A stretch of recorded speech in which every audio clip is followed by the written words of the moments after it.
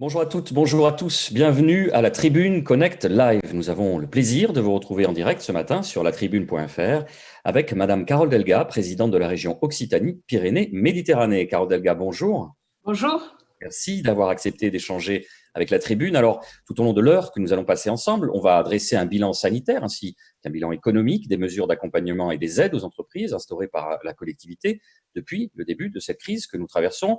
On va se focaliser sur des secteurs clés de la région Occitanie, à savoir l'aéronautique, l'agriculture et le tourisme. Et enfin, on va se pencher sur le futur. Faudrait-il envisager une nouvelle décentralisation, une relocalisation d'industrie, voire une remise à plat des rapports entre les collectivités et les citoyens? Alors, Madame la Présidente, je vous propose qu'on fasse d'abord un point sur la situation sanitaire. Quelles sont les mesures de protection phares qui ont été déployées par la région Occitanie?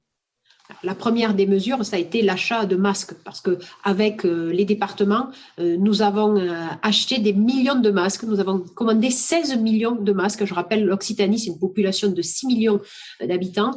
Nous avons acheté 16 millions de masques parce qu'il en manquait partout et prioritairement, je le rappelle, au début de la crise dans nos hôpitaux. Pour la région, c'est une dépense donc de 20 millions d'euros qui n'aurait pas dû être assumé par la région, mais bien par le budget de l'État.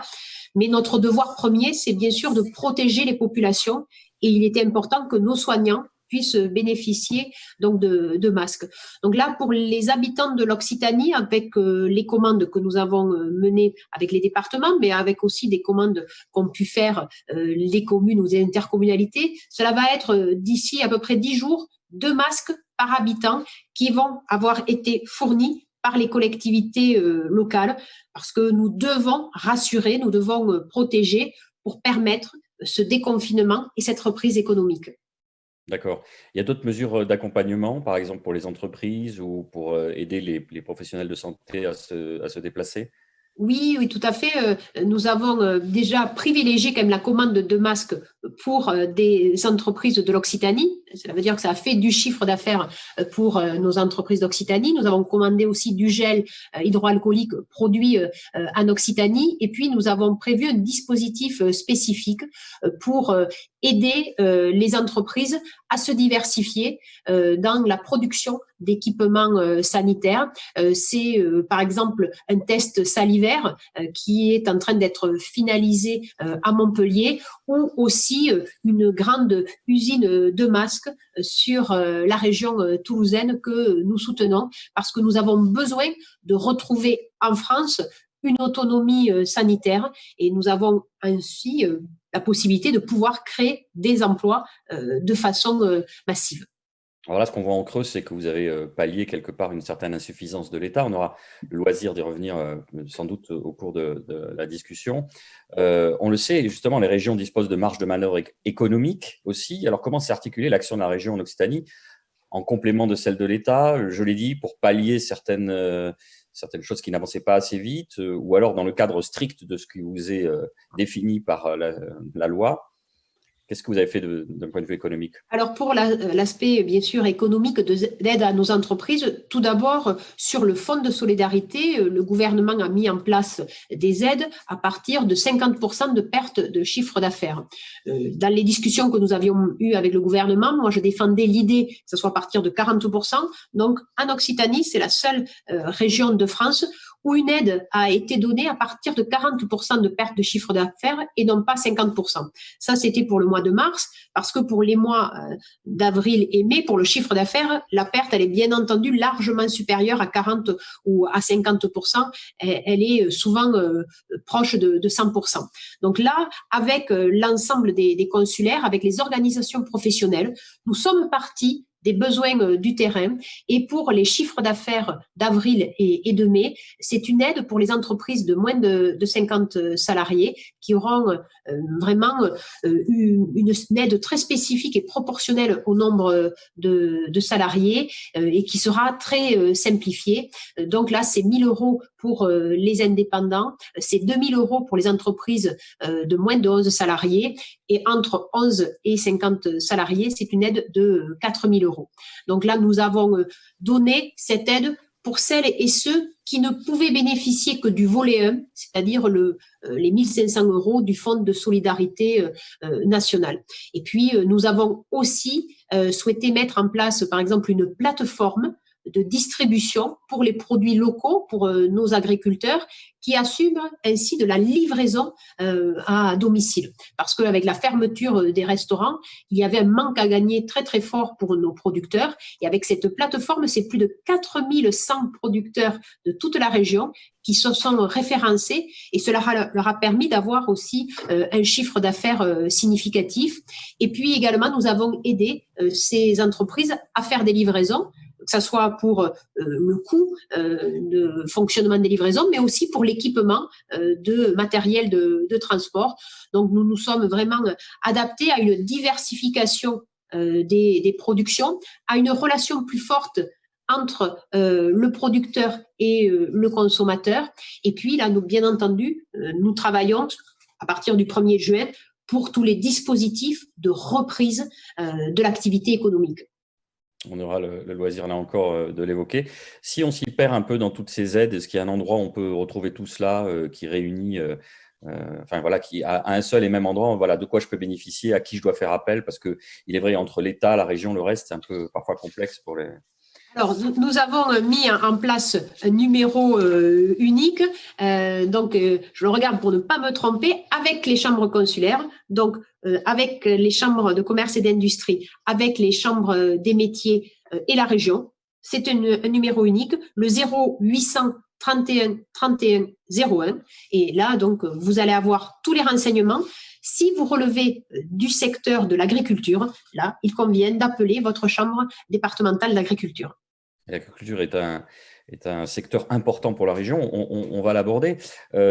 Évidemment, dans nos discussions, ce qui va revenir le plus souvent, on le sait, ce sera, j'aimerais qu'on se concentre là-dessus, l'aéronautique.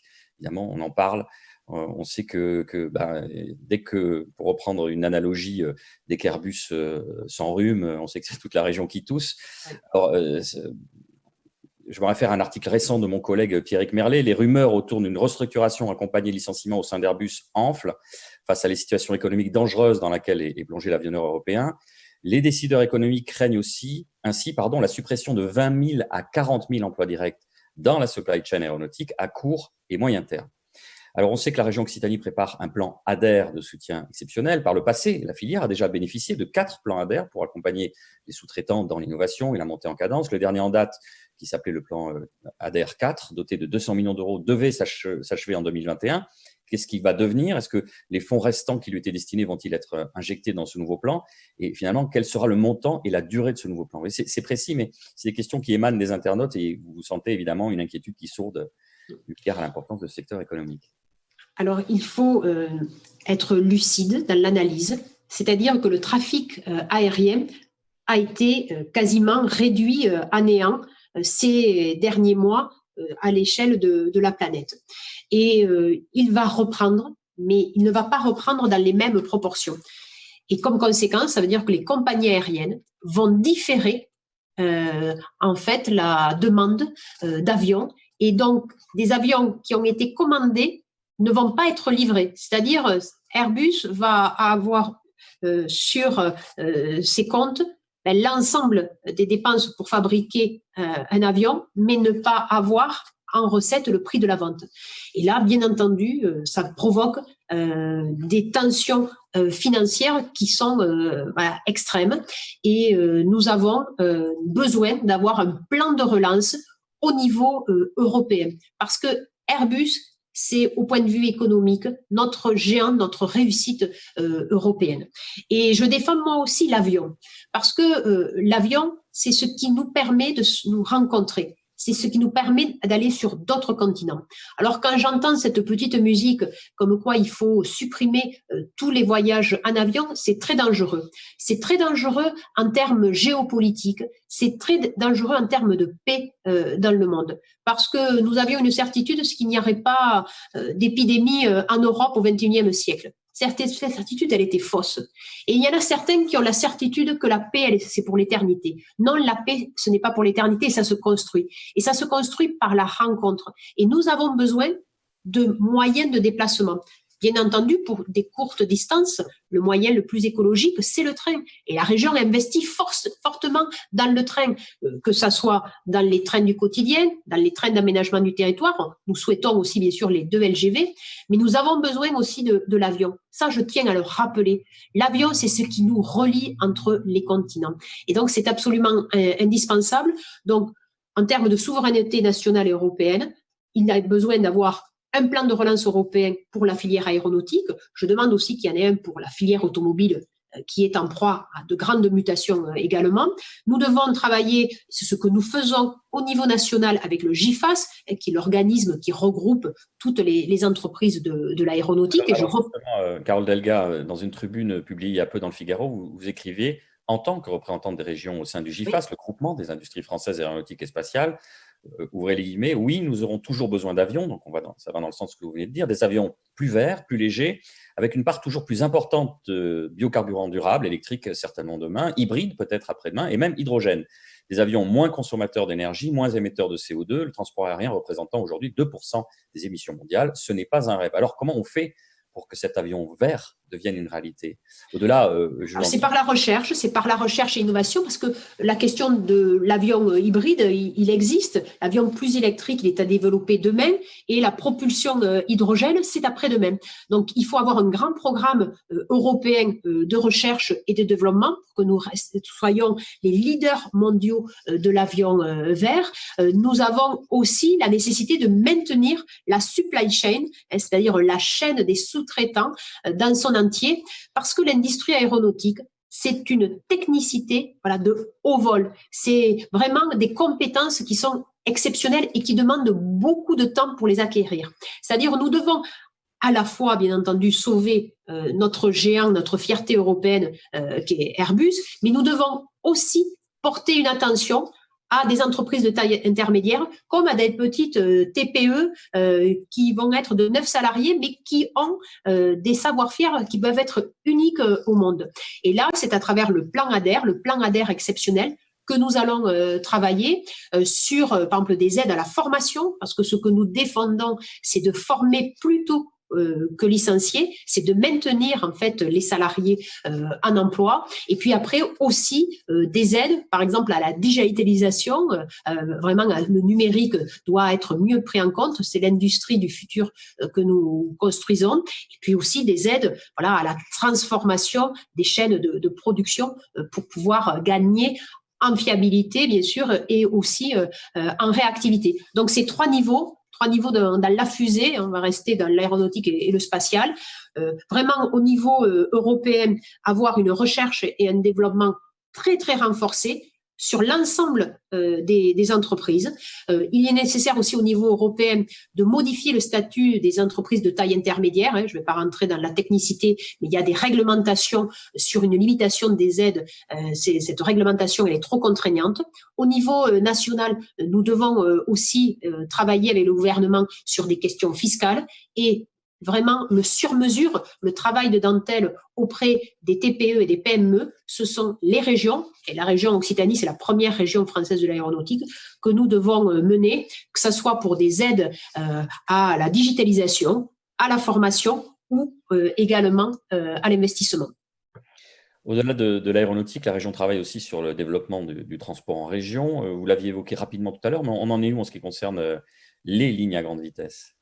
Alors, sur les lignes à grande vitesse, nous avons un comité de pilotage donc dans 3 semaines pour la ligne Montpellier-Perpignan, puisque j'avais obtenu l'engagement du ministre des Transports en décembre que l'enquête publique pour ce tracé serait menée sur sa première phase, c'est-à-dire Montpellier-Béziers, sur l'année 2020. Pour la LGV Bordeaux-Toulouse, là, l'enquête publique, elle est faite depuis de nombreuses années. Tous les recours ont été purgés, c'est-à-dire nous avons gagné, nous qui voulons permettre en effet aux habitants de la grande aire toulousaine de pouvoir rejoindre en moins de 3h30 Paris. Là, nous avons donc maintenant la nécessité de mettre en place la structure de financement pour les travaux, parce que je rappelle que tout ce qui concerne le foncier, beaucoup de terres ont déjà été achetées, les études sont quasiment finalisées, donc maintenant nous devons travailler sur la structure de financement. Et cette structure de financement, ça fait maintenant 2 ans que nous attendons une réunion à Bercy, et c'est l'ensemble des porteurs des territoires qui le demandent, que ce soit des porteurs, bien sûr, projets économiques, que ce soit le monde culturel, que ce soit donc Jean-Luc Moudin, que Georges Méric ou moi-même, nous sommes tous unis pour demander à ce que nous puissions réaliser cette LGV, Bordeaux-Toulouse, qui est absolument indispensable. C'est incroyable que la 4e métropole de France soit à plus de 4 heures de Paris, alors que vous avez Brest, qui est en termes de temps ferroviaire plus près de Paris. Donc nous devons nous rapprocher, et je rappelle également que cela va permettre, en ayant la LGV Bordeaux-Toulouse, de renforcer les transports du quotidien. Parce que quand j'entends certaines personnes, en particulier dans les débats politiques des municipales, qui font croire à la population qu'il y aura plus de trains du quotidien sans la LGV, je le dis de façon très claire, ce sont des mensonges. Parce que si nous voulons plus de trains pour amener nos salariés travailler sur Toulouse, nos étudiants venir à l'université, eh bien, nous avons besoin d'avoir une nouvelle ligne. Parce que la ligne actuelle, entre Agen et Toulouse, elle est complètement saturée. Elle est complètement saturée. D'avoir donc une 2e ligne, bien sûr en y faisant rouler les TGV, cela nous permet de renforcer et le fret ferroviaire et aussi les transports du quotidien. Donc là, de nouveau, je redemande à Bercy cette réunion qui a été annulée de par les manifestations en décembre, qui n'a pas été reprogrammée avant malheureusement le 17 mars. Donc voilà, nous attendons, mais que de temps perdu pour nos concitoyens et pour nos entreprises. Mais Carole Delga, j'imagine que la crise actuelle, cette pandémie, risque encore de retarder ce projet qui déjà a connu, vous l'avez dit, beaucoup de tumultes. Il faut savoir ce que l'on veut dans ce pays. Est-ce que dans ce pays, on veut relier les gens et est-ce qu'on veut soutenir la dynamique économique ? Eh bien, si ce sont là les objectifs, c'est-à-dire d'aménager le territoire et d'être aussi un facteur de croissance qui est durable, eh bien, nous avons besoin des LGV, bien sûr, d'investir aussi dans les lignes ferroviaires qui sont dans les massifs montagneux et sur tous les territoires et sur le littoral, mais nous avons besoin d'investir dans les transports, dans les infrastructures de transport. Et c'est pourquoi moi, j'étais vraiment contre la suppression de l'impôt sur la grande fortune, parce que je défendais l'idée, je l'avais dit au président de la République, qu'il fallait flécher l'impôt sur la grande fortune, c'est-à-dire les 5 milliards quand même, 5 milliards chaque année sur et les infrastructures de transport et sur la rénovation énergétique. Parce que là, en effet, on avait un soutien à l'économie, vraiment une transition aussi écologique qui était très, très intéressante. Et puis, il est nécessaire qu'en France, tous les Français soient traités sur le même pied d'égalité. Comment vous pouvez expliquer que vous avez quand même 5 millions d'habitants dans notre région qui sont à plus de 4 heures de Paris et que c'est-à-dire c'est les 2/3 des habitants de la France qui sont à plus de 4 heures de Paris qui sont concentrés dans notre région. La France, elle doit s'intéresser à tous ces territoires. Mais qu'est-ce qui bloque encore sur le financement? Parce qu'on le savait au départ, c'était adossé sur les portiques et des taxes, donc ça c'est passé à la trappe. Il manque une volonté politique. Voilà. Il manque une volonté politique de la part du gouvernement. Voilà. Là, la décision, elle appartient au président de la République. Aujourd'hui, les collectivités locales, nous avons même financé les études. Nous avons fait le travail à la place de Bercy sur l'ingénierie financière. Nous allons dépasser vraiment le montant qui a toujours été demandé aux collectivités locales. Nous allons aller au-delà de ce que nous avions, ce qui avait été demandé dans d'autres collectivités locales, dans d'autres régions.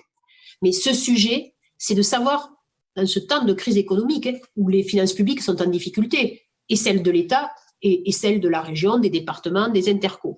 Il faut savoir quelles sont nos priorités. Et moi, je l'indique de façon très claire, les transports collectifs doivent être absolument une priorité. Nous devons investir dans le rail, nous devons aussi investir en Occitanie dans les routes, parce que je le rappelle, nous avons quand même, par exemple, la RN 124 qui va jusqu'à Auch, elle doit être finie, mais aussi la RN 88, la transversale qui fait Toulouse-Lyon, là aussi elle doit être travaillée. Alors, il y a d'autres chantiers qui doivent être menés sur les routes, mais nous avons besoin d'investissements. Dans ce que nous devons privilégier au niveau de l'investissement national, ce sont les transports et la rénovation énergétique. C'est absolument indispensable. Un autre projet ambitieux, c'est le plan hydrogène qui vise à l'horizon 2050 à répondre à 20% de la demande d'énergie finale. Ne serait-ce pas le bon moment d'accélérer son déploiement ? Tout à fait, mais la région, elle a fait son job, c'est-à-dire que nous avons mis 150 millions d'euros d'investissement sur la filière à hydrogène. Qui c'est qui a commandé la première des trains à hydrogène? C'est la région Occitanie, et la première ligne qui sera dotée de trains à hydrogène en France, ça sera la ligne Montrégeau-Luchon que nous allons rénover et que nous allons réouvrir à cette occasion. Nous sommes aussi en train de travailler, par exemple, les aéroports de Toulouse-Blagnac et aussi de Tarbes-Lourdes pour qu'il y ait des véhicules à hydrogène qui circulent au sein de leurs enceintes pour tous les transports, aussi bien transport de passagers que transport technique. Donc, nous donnons en fait une impulsion forte, mais il faut que dans le cadre des énergies renouvelables, il y ait là aussi une volonté politique gouvernementale beaucoup plus affirmée, et nous devons développer l'hydrogène comme aussi les énergies renouvelables. Je pense, vous savez, mon combat sur l'éolien flottant. L'éolien flottant, c'est une énergie d'avenir, et nous avons sur notre littoral méditerranéen d'Occitanie 2 sites expérimentaux que nous avons obtenus. Sur les 4 Français, 2 sites expérimentaux sont en Occitanie, au large de Gruissant et au large de Barcarès. Est-ce que ce n'est pas un peu frustrant à chaque fois de se dire tout ce qu'on met en place jusqu'aux limites de la région, et ensuite on se heurte au centralisme, au jacobinisme français, on a une décision politique qui doit être prise à un plus haut niveau législatif, et les projets sont retardés, ça ne se passe pas comme on le souhaiterait. C'est un peu les limites, non, de Oui, mais je pense que là, vous le savez, moi je suis une fervente décentralisatrice, et c'est pourquoi je souhaite que les collectivités locales aient plus de pouvoir, mais je souhaite aussi que nous ayons en région un travail partenarial. Je vous l'ai indiqué, par exemple, pour les masques, nous avons commandé avec les départements. Par exemple, pour le fonds tourisme, on y reviendra, c'est avec les intercommunalités et les départements et la Banque des territoires. Il faut savoir travailler en transversalité. Le descendant, il a vécu. Moi, je prône en effet une décentralisation, la République des territoires, mais c'est vraiment un nouveau concept de décentralisation. Parce que ce centralisme, il n'a pas fonctionné. Regardez sur la question des masques, il a fallu que les collectivités locales, nous montions très rapidement au front.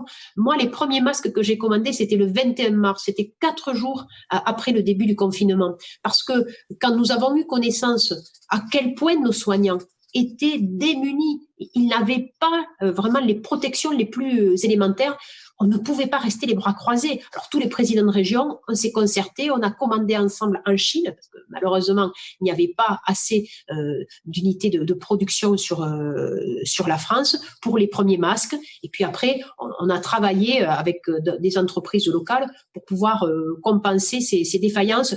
Donc oui, cette crise, elle a démontré que l'organisation et la recentralisation qui existe objectivement depuis 3 ans avec ce gouvernement, elle n'est plus du tout adaptée. Il faut que les décisions se prennent sur le terrain et que nous soyons vraiment connectés à la vraie vie des Français. Dans les beaux bureaux parisiens, ils ne connaissent pas les difficultés des fins de mois. Ils ne savent pas ce que c'est que le sentiment d'isolement, de relégation sociale, quand on a des difficultés pour se déplacer, quand la question de l'orientation devient d'une complexité terrible. Donc, il faut donner plus de pouvoir aux collectivités locales. Et il faut aussi que nous, les collectivités locales, nous sachions associer de façon tout à fait différente la population. Et c'est pourquoi la région Occitanie, sur la démocratie citoyenne, nous avons été aussi précurseurs.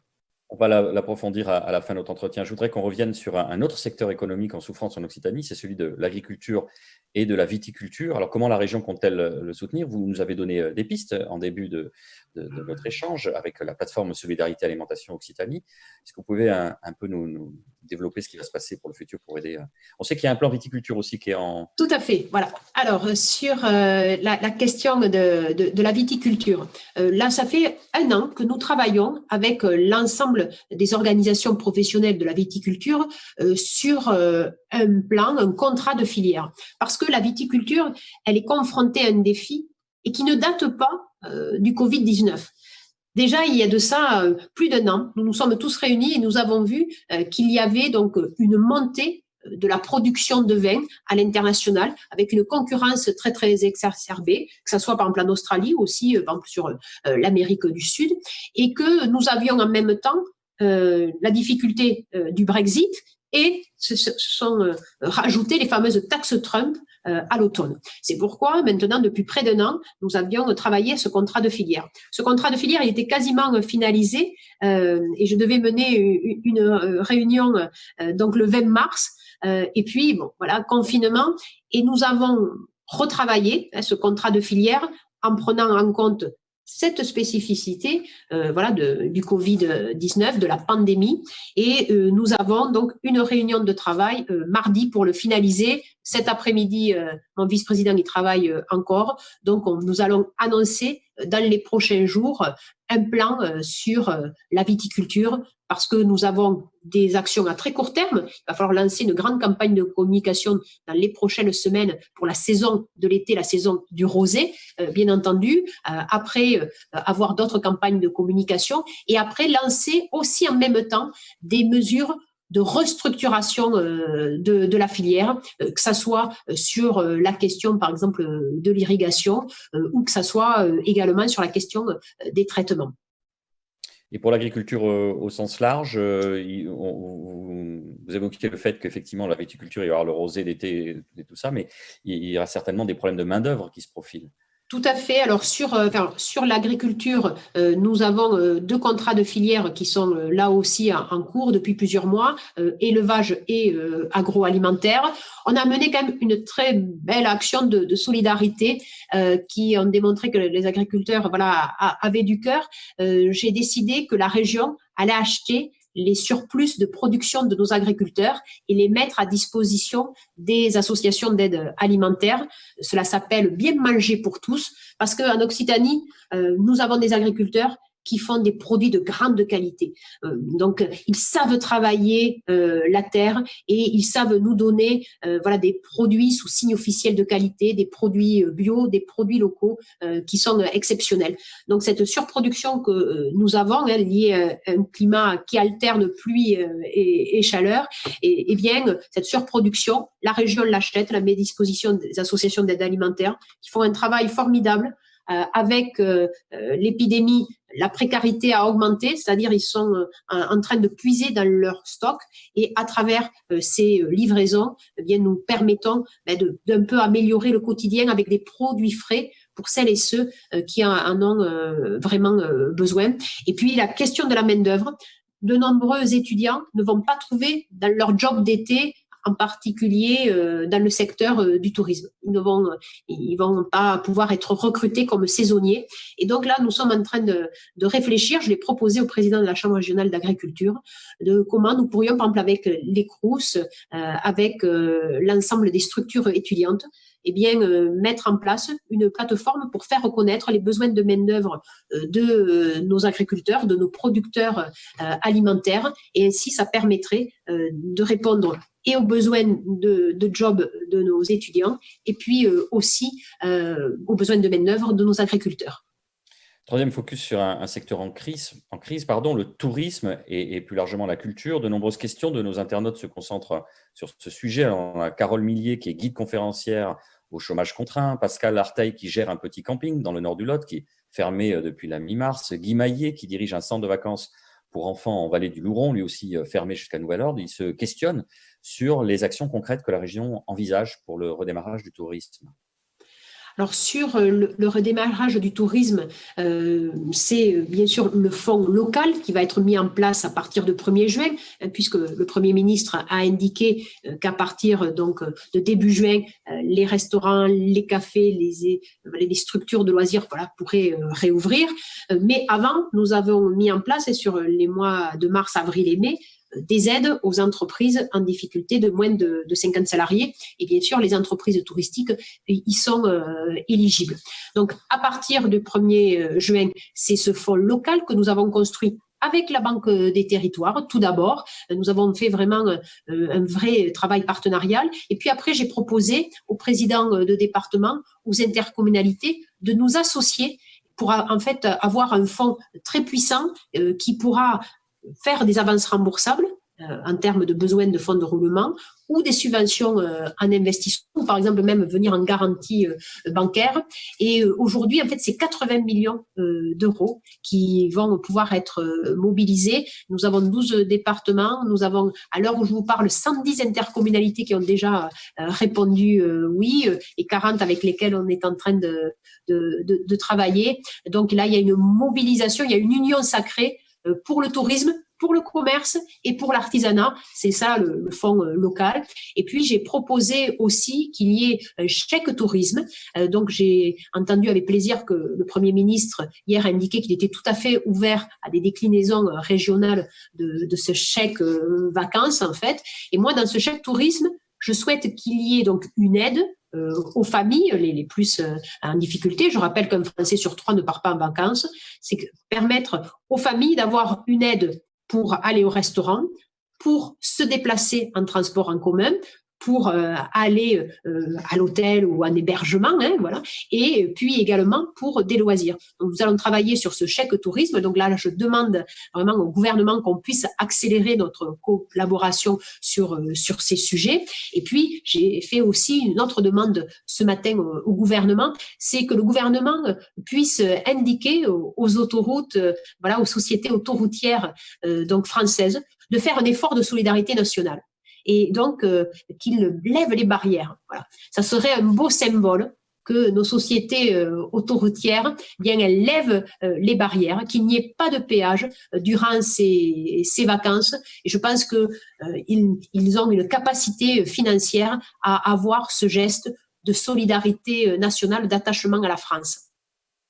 De même, on connaît l'importance économique que représentent les festivals en Occitanie. Comment est-ce qu'on peut les aider? Et plus largement, comment pourrait se passer le soutien des acteurs culturels, au-delà des aides que la région met déjà en place par rapport à ce secteur? Alors, tout d'abord, nous maintenons nos subventions, même en cas d'annulation, c'est de la manifestation, parce que malheureusement, il y a beaucoup de festivals, de manifestations culturelles, mais sportives aussi, qui sont annulées. Donc, la région, en fait, va maintenir sa subvention. Il suffit d'attester que les dépenses engagées sont supérieures bien sûr à la subvention, mais nous allons donc avoir un taux de couverture des dépenses largement supérieur à ce qu'il y avait avant. Et puis nous avons, donc ça reprend 30 millions d'euros à l'échelle de l'Occitanie, et nous avons un fonds exceptionnel de 5 millions d'euros parce que il y a parfois certaines associations qui sont dans des situations voilà, très très difficiles, et pour éviter des licenciements, il y aura ce fonds de solidarité pour les associations qui amènera donc des solutions de 5 millions d'euros, donc 35 millions d'euros pour les associations, pour les acteurs culturels et sportifs. Étant donné le fait que les voyages à l'étranger risquent d'être reportés sine die, est-ce qu'il n'y a pas une fenêtre d'opportunité qui s'ouvre pour la région Occitanie, eu égard au fait que c'est une destination touristique assez prisée? Le comité régional du tourisme les Sud de France font des actions assez denses. Est-ce que justement, ce ne serait pas l'occasion de voir le pouvoir d'attractivité et de dire justement aux Français qui n'ont pas forcément le loisir, ou qui ont plutôt l'habitude d'aller à l'étranger, de venir découvrir la région Occitanie? Tout à fait. Il faut déjà promouvoir au niveau gouvernemental, et j'ai écrit à ce sujet à Jean-Yves Le Drian en tant que ministre des Affaires étrangères et du Tourisme, de promouvoir la destination France. Puis en début d'année, vous vous en rappelez certainement, j'avais lancé de consommer dans sa zone, d'acheter dans sa zone et de ne pas acheter en ligne. Et bien là, je vais reprendre ce slogan, de prendre ses vacances dans sa zone et de découvrir en fait l'Occitanie qui est plus grande que 13 pays européens.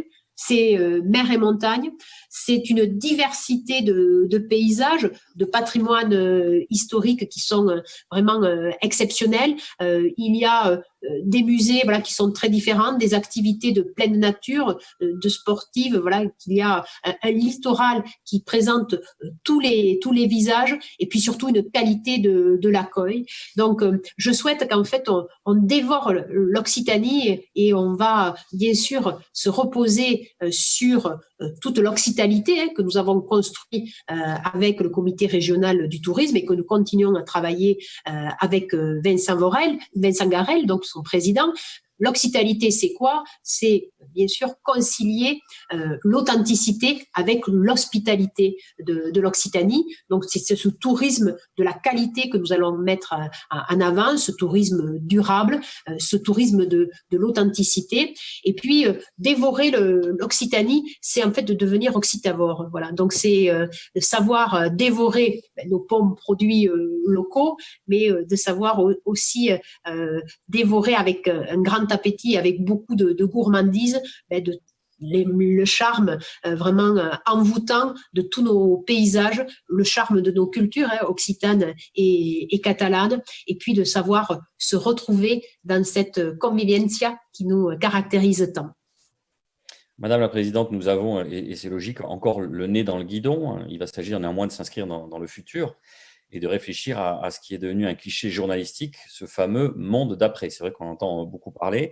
Au-delà de la formule, comment est-ce qu'on prépare l'après-Covid? Certaines et certains pensent qu'il s'agit d'une occasion unique pour relocaliser des filières stratégiques, d'autres qu'il faut remettre à plat notre système actuel qui serait à bout de souffle.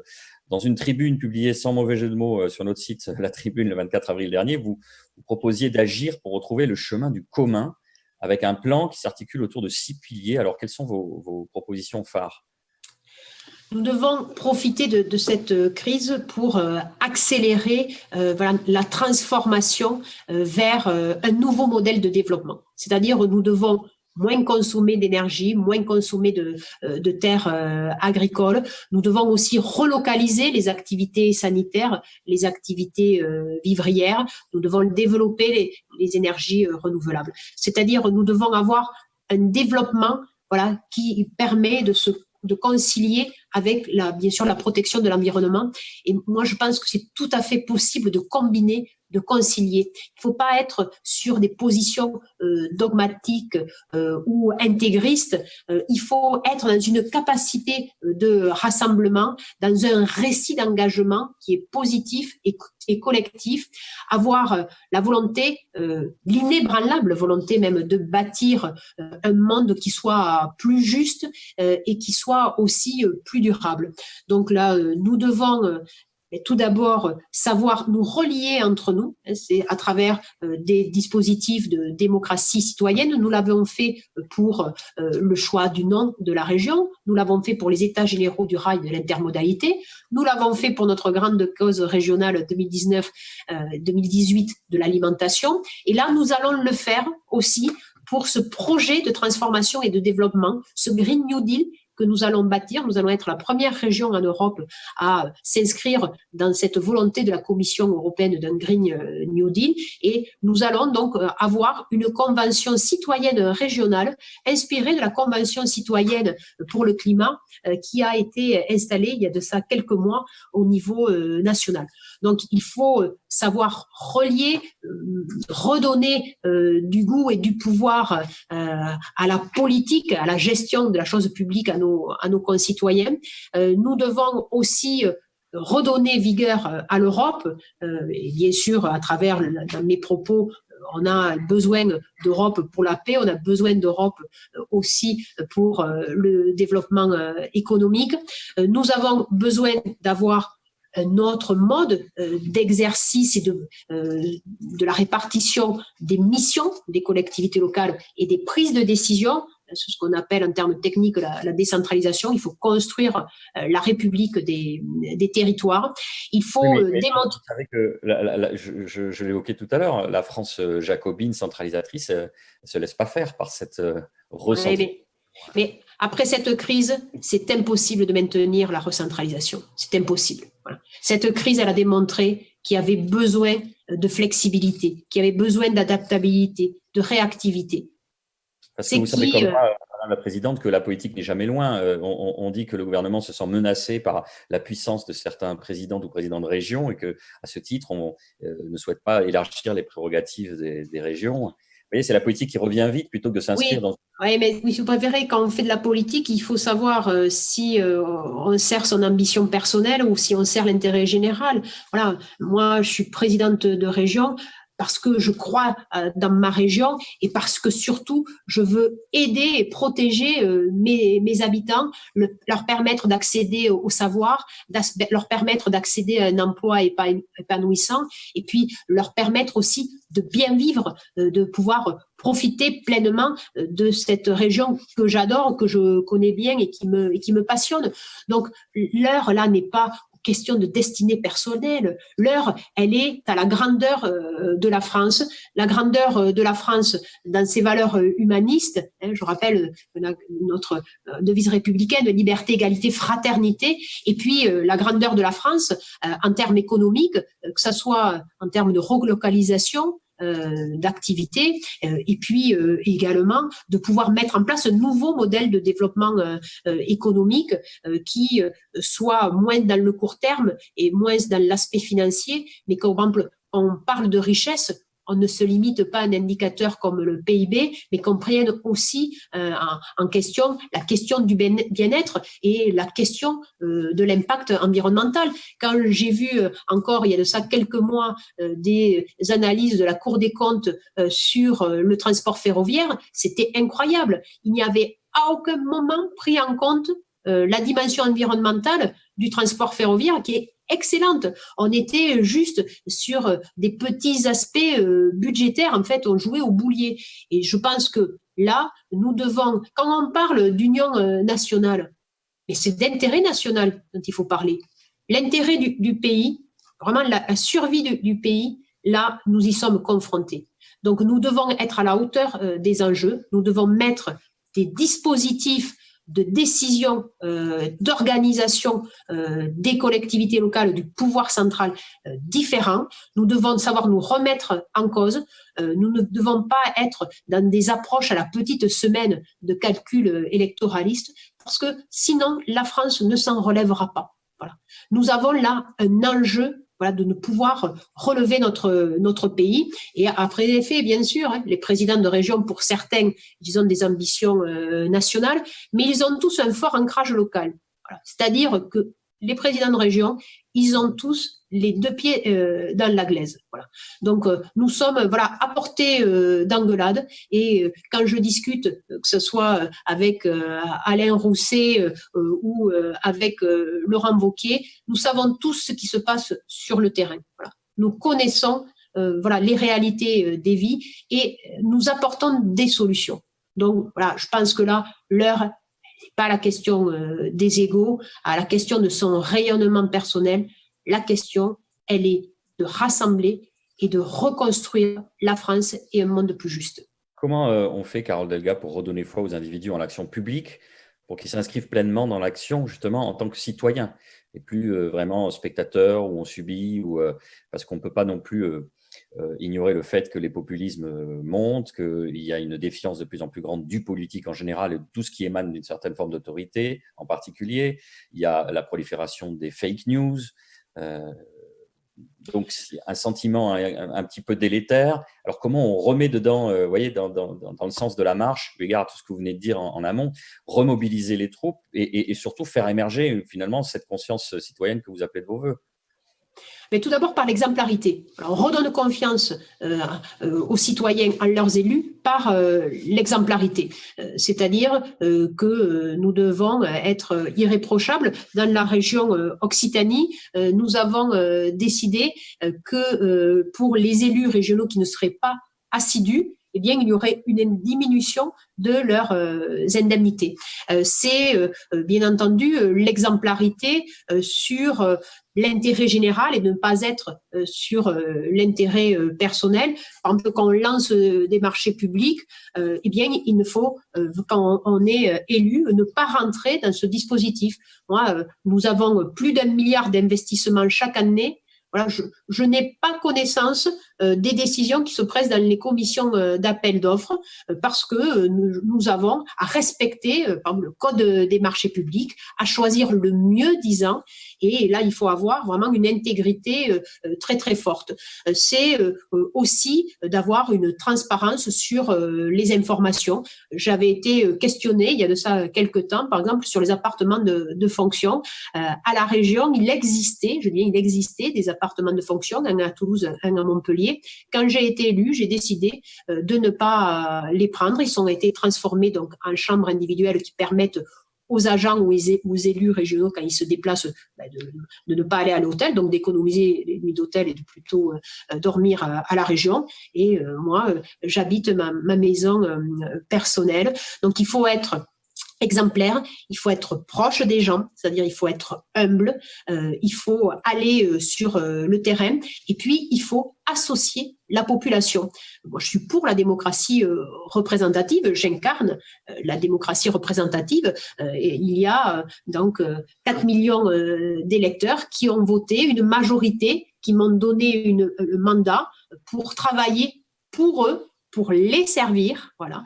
Et il est nécessaire que cette démocratie représentative, elle soit revitalisée par de la démocratie participative. Et donc, ce n'est pas une perte de pouvoir d'associer dans la prise de décision les citoyens. Nous l'avons fait, comme je l'ai dit, à plusieurs reprises. Et voilà, et sur ça, nous sommes très, très volontaristes sur cette région et nous allons continuer à le faire. C'est-à-dire, c'est par l'exemplarité, c'est par l'humilité, c'est en travaillant beaucoup pour l'intérêt général, c'est en écoutant, c'est en consultant, c'est en étant aussi force de proposition collective qu'on peut rétablir ce lien de confiance qui est absolument indispensable entre le citoyen et le politique qui n'est que son représentant.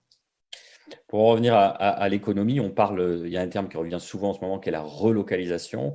Vous évoquiez vous-même avoir réagi rapidement pour commander des masques et avoir dû vous tourner vers la Chine, eu égard au fait qu'il n'y avait pas d'unité de production en France. On sait qu'il y avait dans l'ouest de la France une usine qui n'a pas… Bretagne. Bretagne, merci, qui était rachetée par des fonds de pension et donc l'activité avait cessé. Comment on fait pour ça? Alors, on a un internaute, Tristan Rigou, qui suggère par exemple à Airbus et aux grandes sociétés du secteur de s'engager, alors là, il souligne, avec une aide forte des pouvoirs publics, à redéployer une partie de l'industrie aéronautique vers des industries qui nous manquent, comme les machines de production numérique classique et 3D, l'instrumentation scientifique, les machines d'analyse médicale, la fabrication de produits industriels de technologie, etc., etc.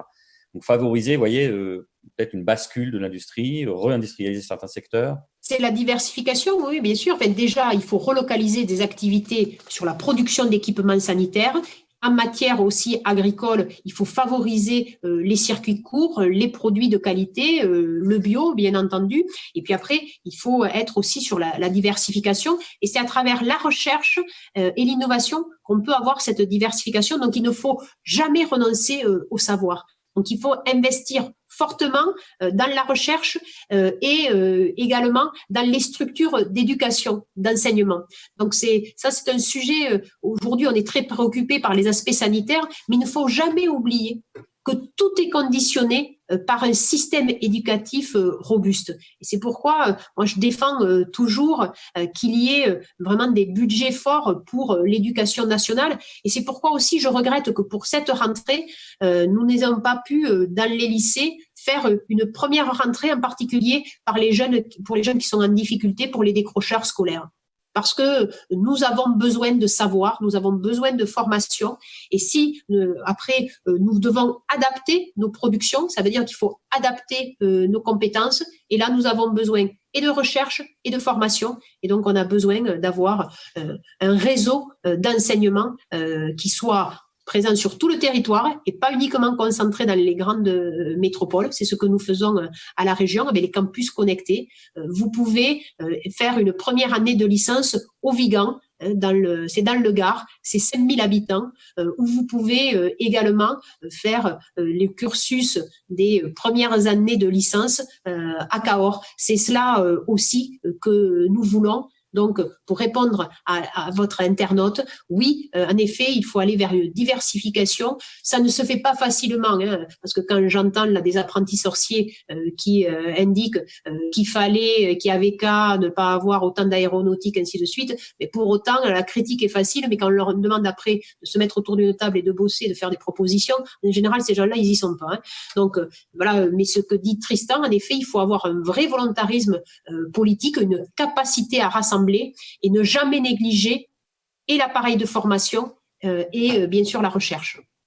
Dernière question, si et une fois qu'on aura surmonté cette pandémie, je ne sais pas pourquoi je dis si d'ailleurs, on va la surmonter. On va la surmonter. Comment est-ce que vous voyez l'Occitanie en 2040 pour reprendre une délibération que vous avez faite en décembre dernier et finalement qui était quelque part un peu prémonitoire eu égard à ce qui s'est passé dans l'intervalle? En 2040, je vois une Occitanie où il y aura en fait le phénomène d'hypermétropolisation qui se sera arrêté, où on aura donc voilà des pôles de vie qui seront plus équilibrés, où il y aura moins de concentration d'activités dans des mégalopoles, mais au contraire qu'on aura plus de vitalité dans des villes ou dans des villages d'équilibre. Une Occitanie qui sera mieux relié bien sûr sur la question du très haut débit, de la téléphonie, mieux relié en termes de réseau ferroviaire, en termes routiers, et puis également des citoyens qui seront voilà, plus proches les uns des autres, que ce soit pour la consommation, pour l'alimentation locale, en consommant plus de local, et pour la question aussi de la consommation énergétique, que ce soit avec plus d'énergie renouvelable, et puis aussi, bien entendu, une Occitanie qui sera toujours fidèle à sa tradition ancestrale d'accueil, d'hospitalité, d'ouverture au monde. Et ce que je souhaite, c'est qu'en Occitanie, un enfant puisse réaliser ses rêves, qu'il ait la connaissance de tous les champs du possible et qu'il puisse vraiment les réaliser. Que voilà, nos enfants aient des rêves pleins les yeux, qui puissent découvrir les autres, découvrir le monde, revenir bien sûr en Occitanie et que nos aînés y soient heureux et entourés au pays. Merci beaucoup, Madame Delga, d'avoir répondu à nos questions. Ce live s'achève. Merci à vous de nous avoir suivis. Nous nous retrouvons bientôt pour d'autres La Tribune Connect Live et d'ici là, portez-vous bien.